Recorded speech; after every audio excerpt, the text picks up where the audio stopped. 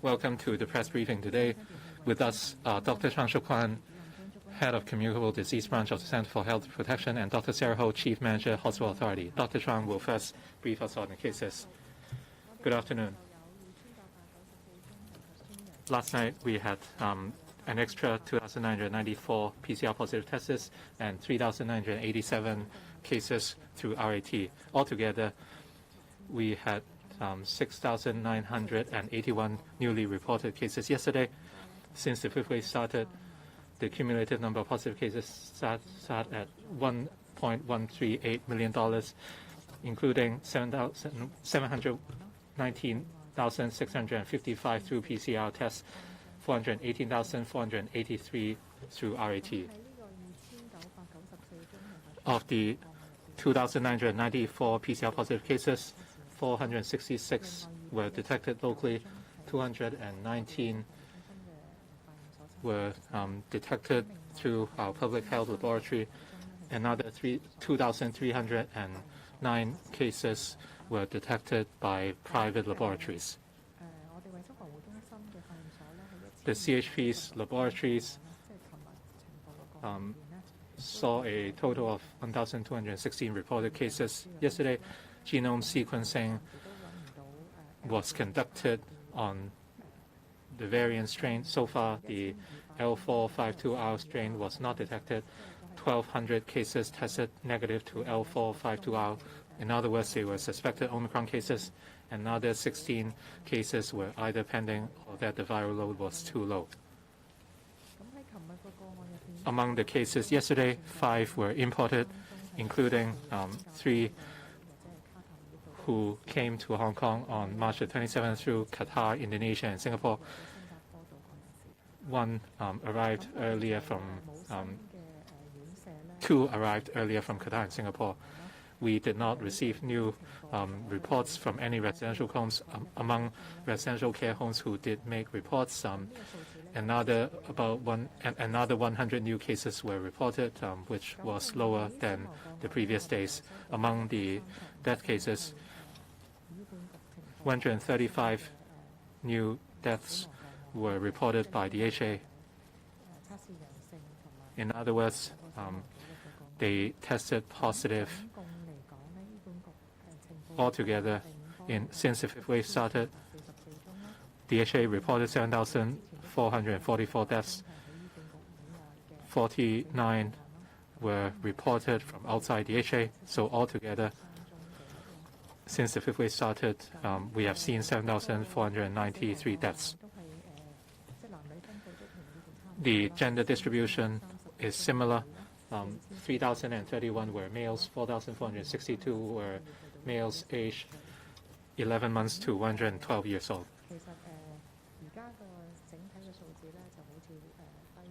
The overall figures seem to be somewhat lower.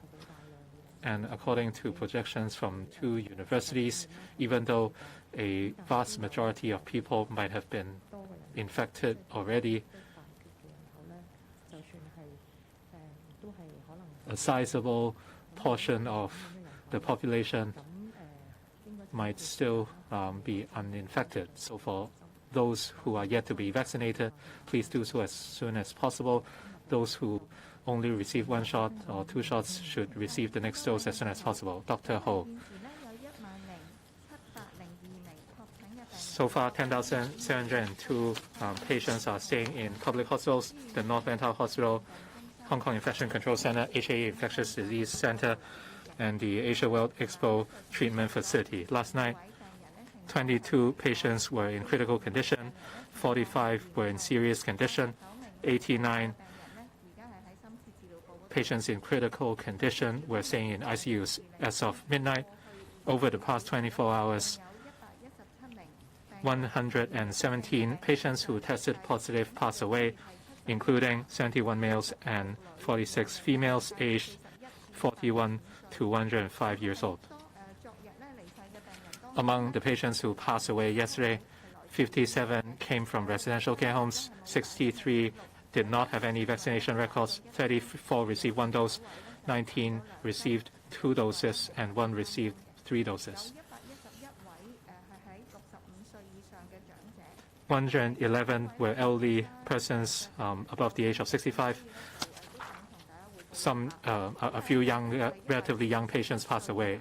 I'd like to offer more details. The first is a 41-year-old male, and he had a history of drug abuse, and near his thigh, he had a vessel tumor, and on March the 24th, the tumor started bleeding.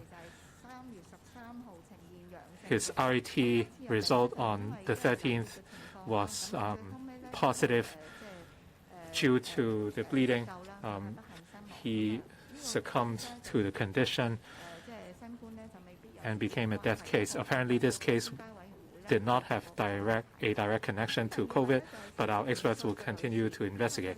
Another patient was a 45-year-old female who had chronic illnesses. She had cancer, and it has spread. The third was a 52-year-old male.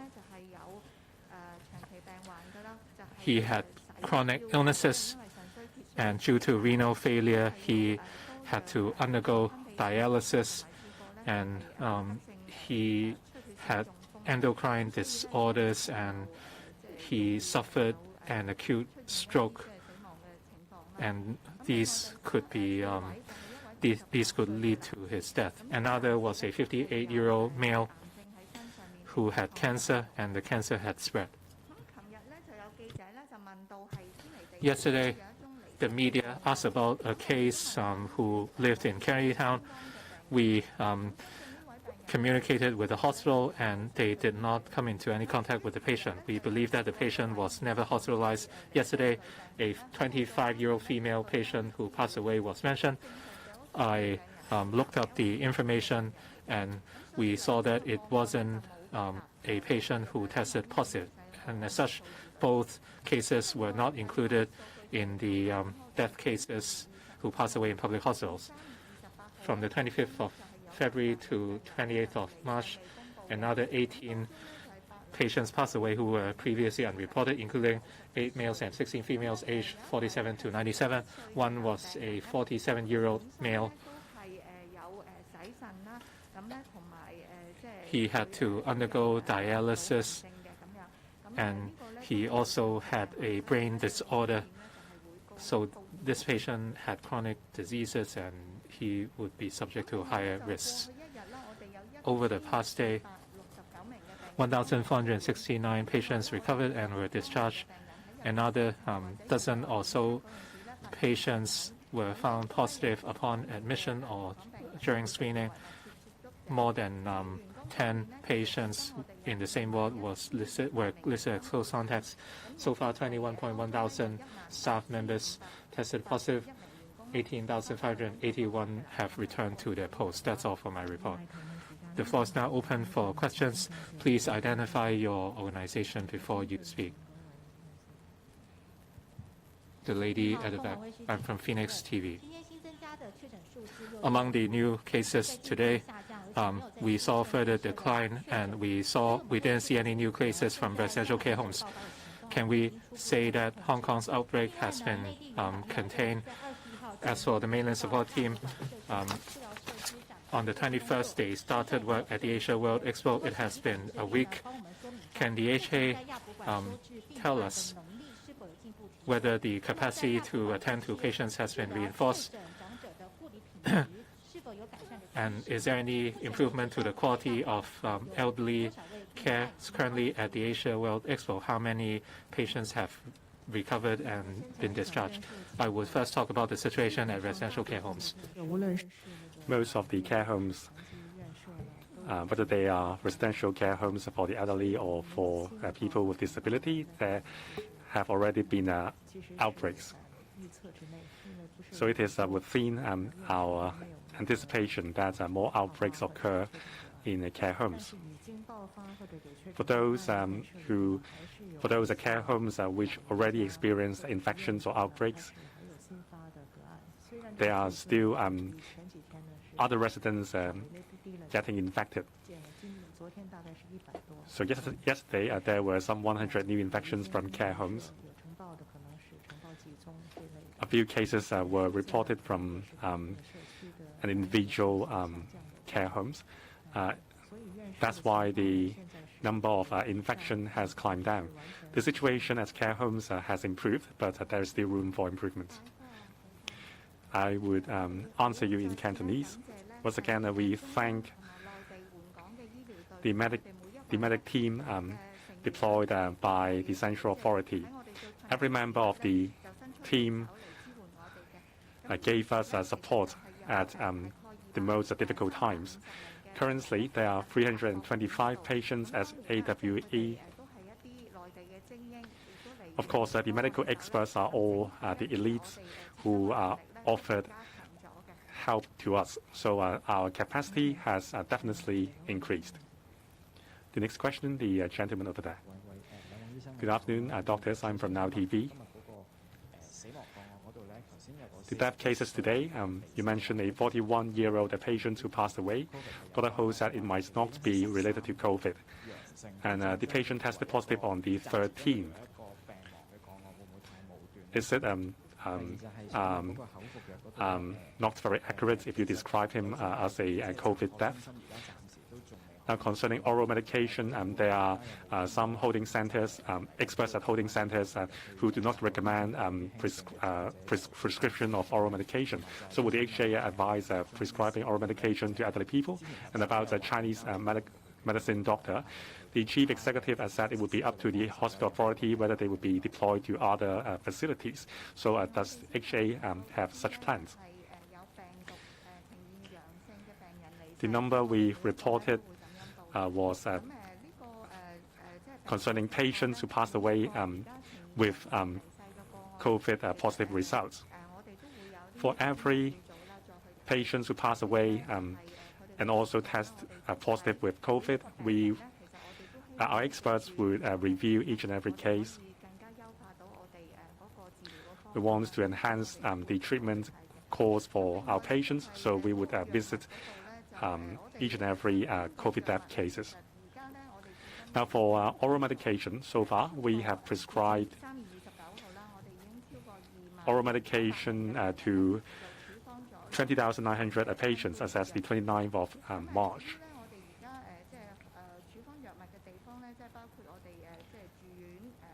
Facilities where patients would be prescribed with oral medication includes those in hospitals and also patients at designated clinics and care homes. For holding centers, the patients there would be mostly asymptomatic. The care they need is mainly isolation and care. So that's the arrangement for now. About Chinese medicine practitioners, we have received the mainland medic experts. They would visit facilities including AWE and our Chinese medicine clinics. They would look at how we can enhance prescription of Chinese medicine in the course of treatment. So they have just arrived for 1 day, so we will update you later when we have more details. Next question. Good afternoon. I'm from Dot News about the Chinese medicine combined treatment with Western medicine. It is shown that it is effective clinically in treating severe cases. So after the visits of mainland medics, does the HA plan to extend the usage of Chinese medicine to designated clinics and deploy Chinese medicine practitioners to treat patients in the public hospitals? And how long will the mainland medical experts stay in Hong Kong? And this morning at Changsha, a boy had a fever, and after 3 days of unconsciousness, he passed away. So was he infected with COVID? And also for those below the age of 3, they cannot get a jab and they are vulnerable. If they catch COVID, what should we do? Concerning Chinese medicine, the experts are visiting different places today. including AWE and our CM clinics. They would offer recommendations on how we can enhance usage and application of Chinese medicine. They are top experts.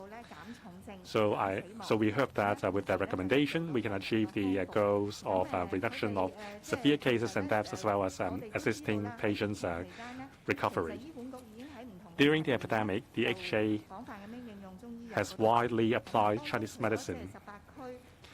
Besides the 18 district Chinese medicine clinics, we are offering teleconsultation of Chinese medicine, and also in middle of this month, we will prescribe a Chinese medicine in care homes, and later on we will have the CM hotline for those who have completed isolation. After 6 months, within 6 months after the isolation, they can get 10 free treatment sessions at the clinics. Since April 2020, 5,000 recovered patients have joined our plan. Altogether, we have received 15,000 patients have participated in the scheme. Now, for CM consultation service, every day we have 500 recovered patients signing up for the plan. So we believe that Chinese medication will see a wider application in the future, and also we will adjust our service capacity to meet people's needs. And about the question concerning a boy who was 12 months old at Changsha Wan at 8 a.m. this morning, he was in a coma, and then he was sent to Caritas Medical Center for resuscitation and was declared dead at around 10 a.m. His RAT test was negative. However, we will pass the case on to coroners for investigation. Next question. The lady over there. CNN, 3 questions for you. Dr. Ho, yesterday you said the hospital authority would generally try to allow parents without COVID to stay in one ward with their kids with COVID, as long as the parents understand infection risks and that the CHP grants permission. What does permission here mean? Can each hospital make their own decisions, or does the CHP have to give permission for each case? And if that's the case, are you concerned with having a backlog of cases to process? My second question is, previously the hospital authority said that, COVID negative parents, they're not advised to enter isolation facilities to stay with their children. But compared to what you said yesterday, can you confirm that the latest pediatric isolation arrangement is a new policy? And if so, when does that take effect? And my final question is, according to hospital authority statistics, 1,573 children under 12 have been hospitalized due to COVID-19 in the 5th wave. Can you give us an indication on how many of those have been separated from their parents? Thank you. Okay, thank you for your questions. So first of all, I want to emphasize the HA all along to support pro-child and pro-family practice. So in general, if the patients need inpatient services, they will be arranged to receive treatment in the pediatric isolation facilities in public hospital. So if the parents or carer that are confirmed to have COVID as well and wish to take care of their children, and the hospital will try to facilitate and arrange them to stay in the same ward with the situations allowed. So for the second part, to foster the pro-child and pro-family measures in HA, so even for parents or carer who are test negative for the COVID, and we will seek agreement of the CHP so that the public hospital can also accommodate their request for accompanying the need of the pediatric. Of course, subjected to availability of the isolation facility. To answer your questions specifically, actually we'll call the MCO of CHP, and then as far as I know, all cases are approved, and there is no bottleneck. Usually we call and then they answer directly, so there is no bottleneck. And also for some special cases, such as those breastfeedings in person, the hospital will also consider special arrangement for the individual cases as far as practically according to the operational situations. So our healthcare workers will clarify the risk of infection, and also the carer will need to give verbal consent. And then we will document on our consultation notes. And then, of course, the parents or carer needs to observe and follow the infection control measures and also related guidelines in HA. So while Hong Kong is affected by the global COVID pandemic situation, the HA is always trying to facilitating all the young children and all those special needs to have their accompanying carer during their hospital stay. The HA would allow the parents to stay with the hospital minors as far as practical under permissible situation in isolation facilities. So in any case, if we cannot provide, video visiting and also phone calls will be arranged having regard to the situation and circumstances. And clinical teams will always maintain close communications with the parents to update the clinical progress of the confirmed case. So, as mentioned, and we have tried to always maintain, allow them to say we don't have the data that we don't have accompanying. 下一題，問多條英文問題啊，嗰邊嗰位。Good afternoon from SCMP News. I'd like to ask about details of the child death that's below 3 years old. It was indicated in the CHP data previously that there are now 2 total deaths of children under 3. So can we have more details on that, and why weren't the details announced earlier but indicated in the data page? And second question is, do patients in hospital authority facilities get to choose whether they can receive traditional Chinese medicine or the 2 oral COVID medication? If not, how do the doctors decide which type of medication suits best? And if so, how is the decision made? Do they have to consult with the medical staff first, or is it mostly a patient decision? Thank you. Thank you. Yesterday, you have mentioned about a 3-year-old girl. I understand that this case was announced in last Saturday already. So you may refer to that information. And also concerning the oral medications, and we have clinical guidelines that is formulated by the expert panel. So clinical physicians will prescribe according to the clinical conditions of the patients. 下一題，呢邊後面左手三個位。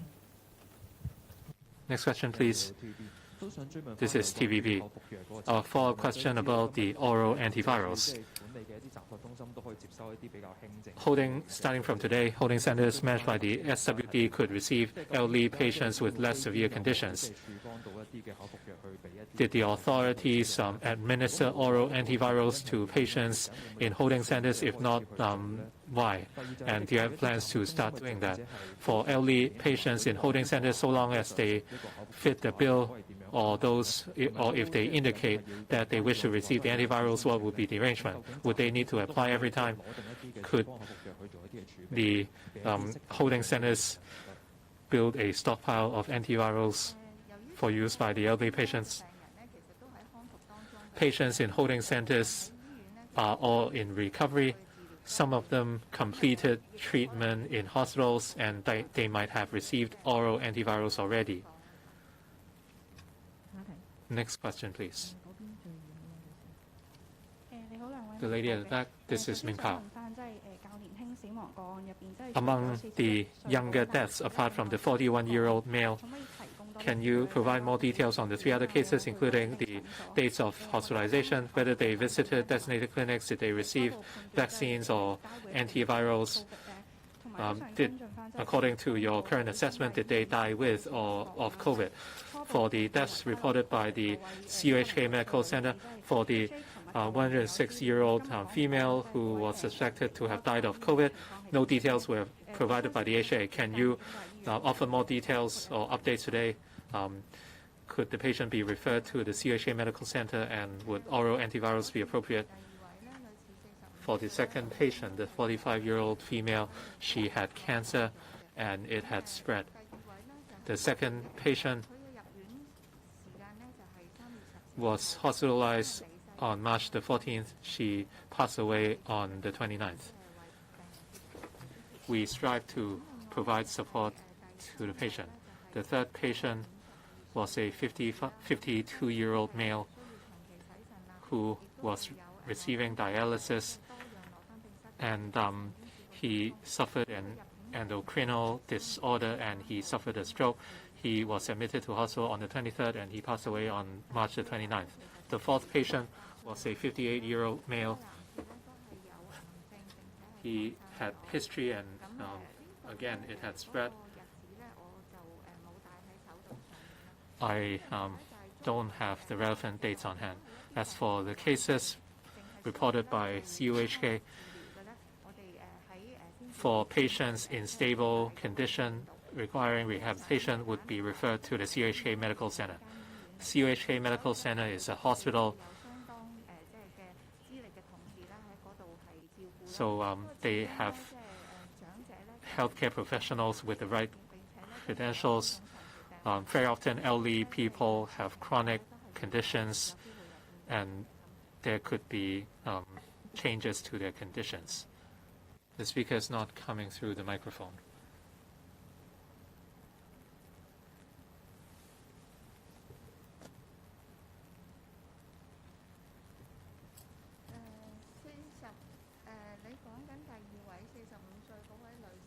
For the 45-year-old female patient, when she was admitted to hospital, she had shortness of breath. I have no information on the patient in CUHK Medical Center. Next question, I'm from AM 730. For the backlog of cases, you talked about a case from the 25th of February. Why was it only announced a month later? So why was there a serious backlog?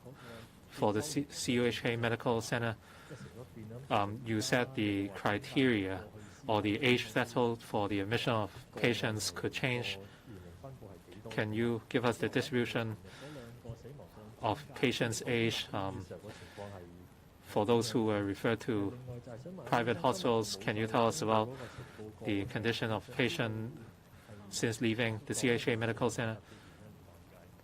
You didn't tell us about the mortality rate today. Well, the 7,493 divided by 1.113 comes to a fatality rate of 0.66%. There were no updates, so we did not announce this figure. As for the backlog of data, our team is currently reviewing the relevant information, and an announcement would be made in due course. The CUHK Medical Center would mainly receive patients in less severe conditions requiring rehabilitation. Age is not an absolute criterion. We would basically look at the overall conditions of patients. The speaker is not coming through. They are all in stable condition, and as such, they were transferred to the CUHK Medical Center. Any other questions? Good afternoon. I'm from Orange News. I have two questions for the HA. First, the chief executive said Chinese medicine could be more effective in the recovery of patients, and to what extent would CM play a role as deemed by the HA, and what advice was offered by the mainland experts in this regard? For the CUHK Medical Center, they are providing 24 beds for less serious COVID patients. How many patients have been referred by the HA to the CUHK Medical Center so far? The experts have just begun visiting different facilities today. Like we said, AWA is mainly for elderly patients. Most of them have chronic illnesses.